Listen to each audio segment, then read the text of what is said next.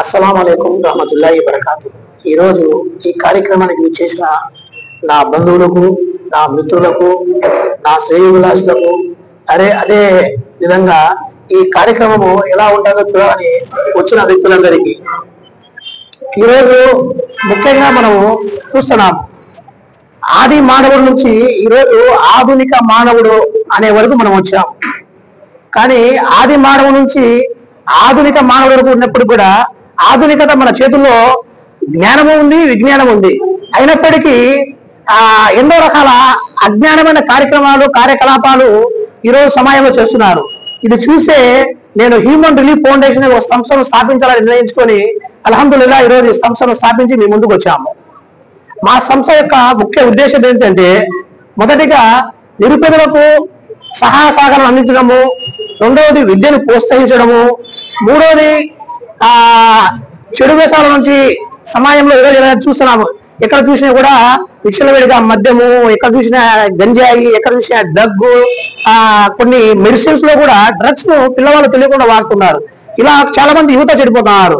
రెండవది వచ్చేసి మంచి ఏంది చెడేంది తెలియక యువత ప్రేమ అనే రెండు అక్షరాల పదంతో తమ చెరువులను నాశనం చేసుకుంటూ, తమ జీవితాలను నాశనం చేసుకుంటూ, తమ పెద్దలు ఏదైతే ఆశయాలు కలలు కన్నారో ఆ ఆశయాలను ఆ కళలను నాశనం చేస్తున్నారు ఈరోజు. కాబట్టి మనసులో చాలా రోజుల నుంచి నేను వేరే సంస్థల ముందు పనిచేసేవాడిని. అక్కడ నుంచి ఒక 4 సంవత్సరాలు నేను బయటకు వచ్చి ఆ సంస్థ నుంచి బయటకు వచ్చిన ఒక 2 సంవత్సరాల నుంచి కూడా నా మనసులో ఒకటే మొదలైంది. నాకు ఇంత జ్ఞాన దేవుడు ఇచ్చినాడు, నాకు ఎన్ని రకాల సమాజంలో సేవ చేయాలని ఒక ఐడియా ఇచ్చినాడు. అయినప్పటికీ నేను ఇంటికాడ కూర్చొని కేవలం వ్యాపారము, డబ్బు అనేదే జీవితం ముందుకు పోతే రేపొద్దున నన్ను సృష్టించిన నా సృష్టికర్తకు నేను ఏమని సమాధానం చెప్పుకోవాలా అన్న ఉద్దేశంతో దాదాపు 1 సంవత్సరం నుంచి 200 మంది మిత్రులతో నేను మాట్లాడి ఎలా చేయాలా, ఏం చేయాలా అని చెప్పి చివరిగా నా ముఖ్యమైన వ్యక్తుల్ని 11 మంది తీసుకొని, అలాగే బయట ఒక 20 మంది స్నేహితులు తీసుకొని 30 మందితో ఈ సంస్థను నేను స్థాపించడం జరిగింది. ఇందులో హ్యూమన్ రిలీఫ్ ఫౌండేషన్ అనే పదం పెట్టినాం. హ్యూమన్ అంటే మానవులనే వస్తాము, కానీ రిలీఫ్ అనే పదం అని ఎందుకు పెట్టాడు అని చెప్పేసి చాలా మంది కూడా నాకు క్వశ్చన్ చేస్తున్నారు, అడుగుతున్నారు ఏంటి రిలీఫ్ అనేది. చాలా సంస్థలు చాలా పేర్లు పెట్టుకున్నాయి. నేను ఆ పేర్లలోకి పోను, ఎందుకంటే దాన్ని మళ్ళీ మరో విధంగా వెళ్ళిపోతుంది. రిలీఫ్ అని పెట్టడానికి కారణం ఏంటంటే, ప్రతి పనిలో మనిషి ఉపశమనం కోరుకుంటాడు.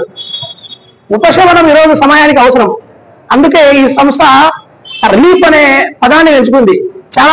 కొంతమంది ఏమనుకుంటారంటే, ఏంటి అబ్బాయి ముస్లిం అయింది హ్యూమన్ అని పెట్టినాడు, రిలీఫ్ అని పెట్టినాడు, చూస్తే పూర్తిగా ఇస్లామీయ పద్ధతిలో ఉంటాడు కదా అనుకున్నారు.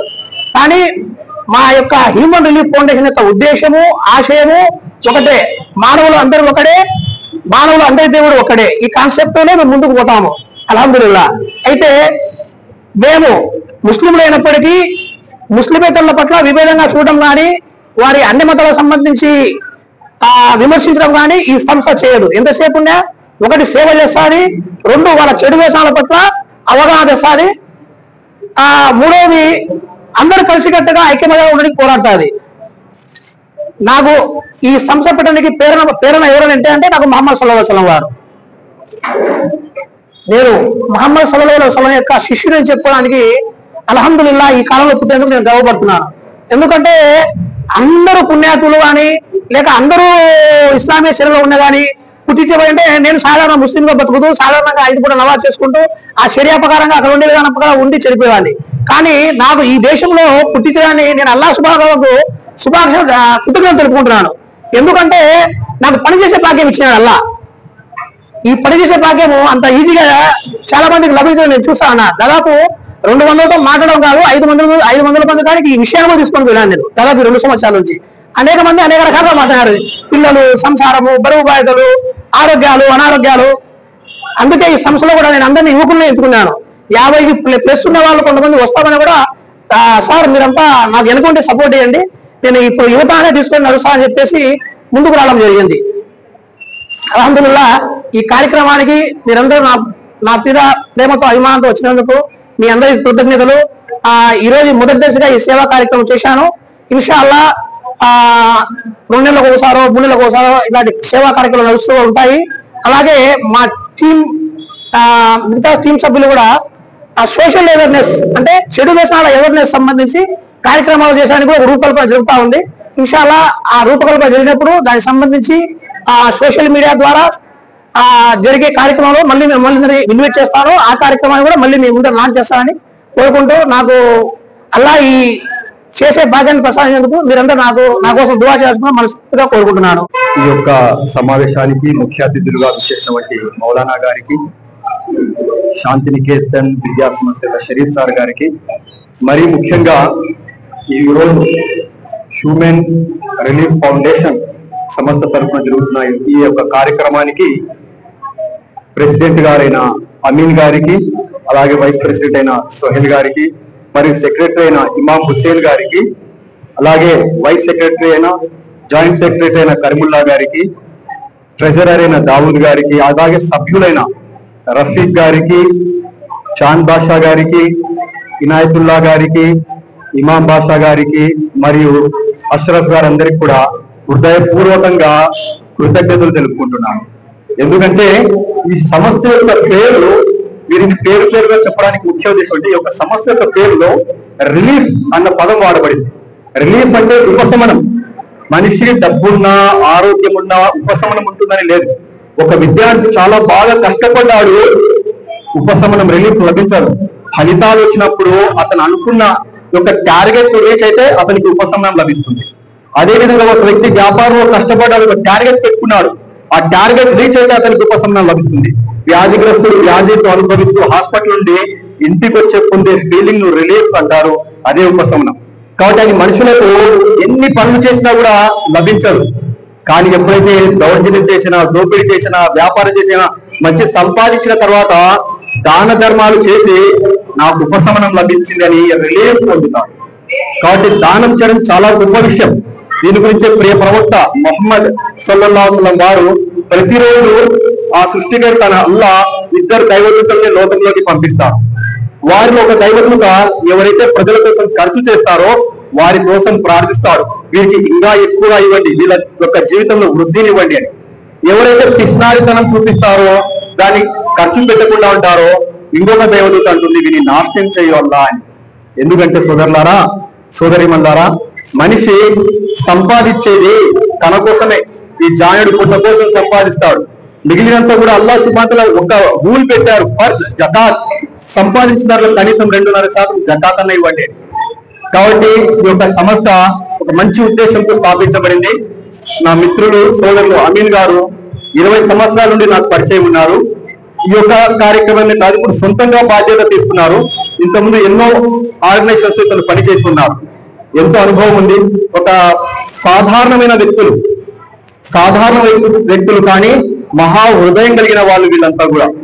వారు ఈ సంస్థను స్థాపించారు. ఈ రోజు సొంతంగా ఇల్లు గడవాలంటే కష్టంగా ఉంది. ఈనాటి కరువు కాలంలో ఇల్లు గడవాలంటే కష్టంగా ఉంది. అటువంటి సమాజ బాధ్యత తీసుకొని తన వంతుగా వీరు ఒక అడుగు వేశారు. ఇందులో మన బాధ్యతగా మనం కూడా వీరికి సహకరించాల్సిన అవసరం ఎంతైనా ఉంటుంది. కాకుంటే వారు స్థాపించినారు కాబట్టి వారికి కూడా ఒక చిన్న సలహా నా తరపు నుండి. ఈ యొక్క సంస్థల ప్రభావం ఎలా ఉంటుందంటే, ఎన్నో సంస్థలు రిజిస్టర్ అవుతుంటాయి సొసైటీ యాక్ట్ కింద. కానీ ప్రవక్త ముహమ్మద్ సల్లల్లాహు అలైహి వసల్లం ఒక విషయం అన్నారు, మీరు మహా పని చేయవలసిన అవసరం లేదు, చిన్న పనైనా చేయండి, స్థిరంగా చేయండి. చిన్న పనే చేయండి. ఒకరోజు 10 రూపాయలు ఇద్దామనుకున్నారు, 10 రూపాయలు ఇస్తున్నాడు, ఒకేసారి 1000 రూపాయలు అవసరం లేదు. పని చిన్నదైనా కూడా స్థిరత్వం ఉండాలి, అందులో చివరి వరకు చేయగలగాలి. ఒకసారి మదర్ తెరీసా గారు కోల్కతాలో అనాథ శరాలు పిల్లవాళ్ళకి ఆహారం అయిపోతే బయటికి వెళ్ళారు, పిల్లవాళ్ళని తీసుకెళ్లి. అక్కడ ఒక షాప్ కీపర్ దగ్గరికి వెళ్ళి, దుకాణదారు దగ్గరికి, ఏమయ్యా ఈ పిల్లవాళ్ళు ఆకలిగా ఉన్నారు, ఏమైనా సహాయం చేయండి అని మదర్ తెరీసా గారు చేయి చాచి అడిగారు. అడిగితే ఆ షాప్ వ్యక్తికి ఆమె అంటే అసహ్యం, ఆమె చేస్తున్న మంచి పనుల మీద అతనికి మంచి అభిప్రాయం లేదు. వెంటనే అతను కాండ్రించి ఆ చేతుల్లో ఉమ్ముతాడు. మదర్ తెరీసా గారి చేతిలో ఉమ్మాసాడు ఆ వ్యక్తి. వెంటనే మదర్ తెరీసా గారు చిరునవ్వు చిందిస్తూ ఆ చేయిని శుభ్రం చేసుకొని, సరే నా కోసం ఇది ఇచ్చావు, మరి పిల్లవాళ్ళ కోసం ఏదైనా ఇవ్వవా అంటుంది. అది ఉండాలి, సేవ చేసే వారికి పెద్ద హృదయం ఉండాలి, సహనం ఉండాలి. కాబట్టి నా మిత్రులకు నేను చెప్పేది ఏంటంటే, మీరు సహనంతో చేయాలి పని. కాబట్టి మనం పెద్ద పెద్ద కార్యాలు చేయాల్సిన చిన్న విషయాలే ప్రజల వరకు చేరే ప్రయత్నం చేయాలి సోదరులారా. మరి ముఖ్యంగా ఈ యొక్క సంస్థల ప్రభావం ఏమవుతుందంటే హోదాల కోసం పరిస్థితులు మారిపోతుంటాయి. ఇది మొదటి అడుగు కాబట్టి ప్రవక్త ముహమ్మద్ సల్లల్లాహు అలైహి వసల్లం వారు ఇన్నమల్ ఆమాలు బిన్నియత్ అన్నారు. మీరు చేసే ప్రతి పని కూడా సంకల్పంపై ఆధారపడి ఉంటుంది. ఏ ఉద్దేశంతో చేస్తామని మొదటిసారి కాబట్టి మంచి సంకల్పంతో మనం ముందుకు వెళ్ళాలి. హోదాల కోసం కాకుండా హుందాతనంతో పనిచేయాలి. అప్పుడు ఇటువంటి సమస్యలు ముందరికి వెళ్తాయి, ప్రజల వరకు చేరుతాయి. కాబట్టి ఇది మొదటి సమావేశం కాబట్టి మరీ ఎక్కువ చెప్పడం కూడా మంచిది కాదు. ఏదైతే మీరు ఉద్దేశం తీసుకున్నారో అందులో అల్లాహ్ సుబ్హానహు వ తఆలా ఇఖ్లాస్ ఇవ్వాలి, ఆరోగ్యం ప్రసాదించాలి. వీరందరికీ మనం కూడా మన చేతులైతే సహాయం చేస్తూ ఇటువంటి సమస్యలకు మనం కూడా చేదురాదుగా ముందుకు వెళ్ళాలి. ఈ అవకాశం ఇచ్చినందుకు సంస్థ వారికి కృతజ్ఞతలు తెలుపుకుంటున్నాను. Thank you. मुबारकबाद देता हूँ जो इस फाउंडेशन के जिम्मेदार हैं। अल्लाह उनकी उम्रों में बरकत दे, उनके जामों और मालूम में अल्लाह बरकत दे। बड़ी अच्छी खिदमत है। अल्लाह ताला इनकी అందులో ఈ సంస్థ వ్యవస్థాపకులైనటువంటి వాళ్ళు కూడా అన్ని సంస్థల్లో కూడా ఇంతకుముందు ధార్మిక సంస్థల్లో బాగా పనిచేసి అనుభవం గడించి ఇటు ఇస్లాం పరంగా మతపరంగాను ఆధ్యాత్మిక పరంగాను సేవా సహాయ కార్యక్రమాల్లో కూడా పనిచేసినటువంటి వ్యక్తి అయిన అజం గారు ఈ సంస్థను స్థాపించినారు. కాబట్టి వారు కూడా దీన్ని అభివృద్ధి పదంలో తీసుకెళ్తారని ఆశిస్తున్నాను.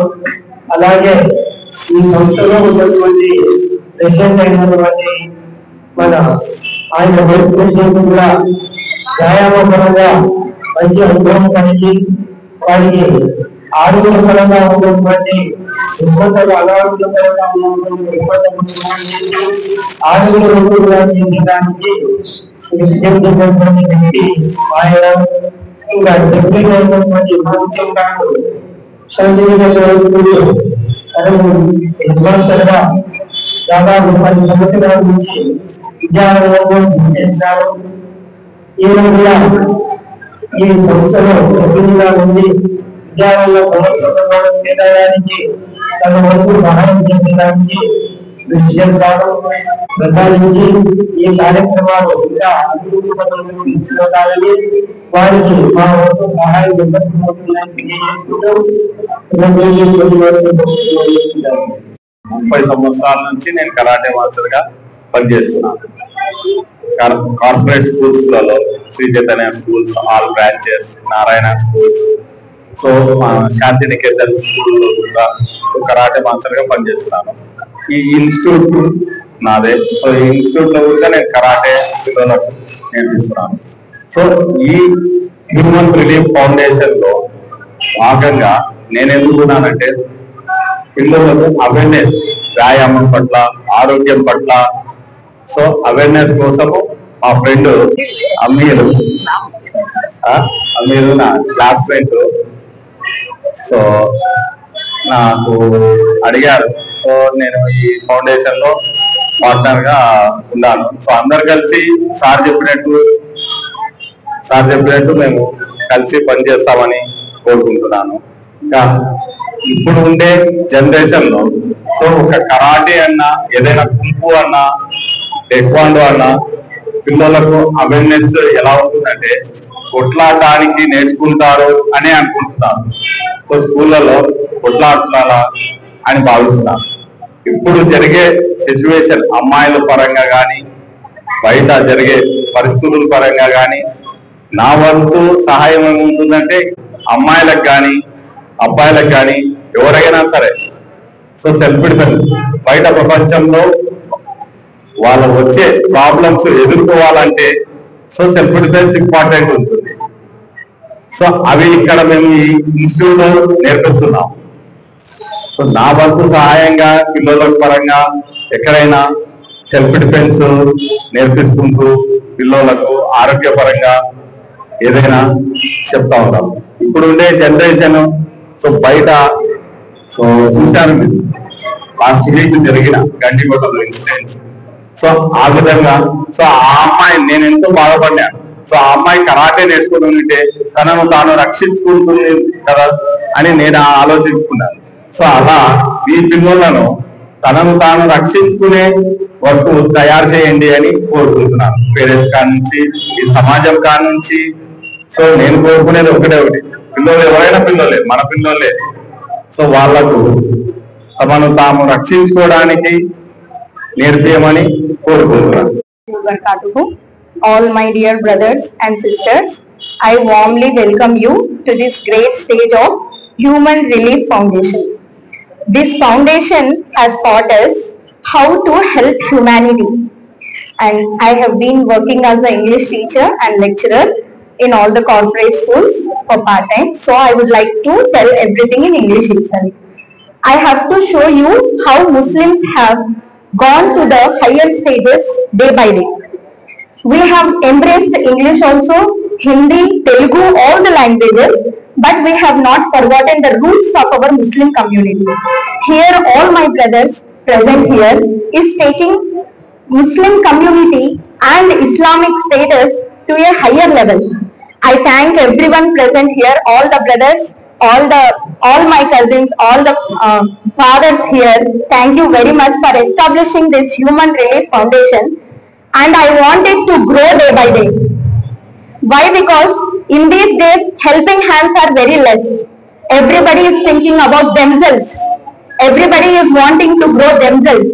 In this place, if you are all helping others, it's only possible with Allah's presence, Allah's help, and people who are in correct way of Allah Ta'ala. They only help us. They only are raising the hand to call all the Muslims to one stage, making it stronger and stronger, helping with food, education, health, every field they are trying to make us stronger. I want all Muslims also to support us, to know it, who are getting it to us, who are bringing it to us. Human Relief Foundation should be publicized, should be known by everyone. Our Muslims should come to know this foundation is helping us. We have to know what kind of activities they are doing. My honorable husband is also part of this community.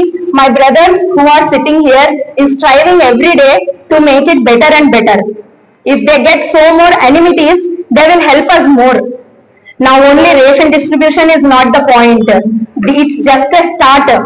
If they get better help and better recognition, they will do more.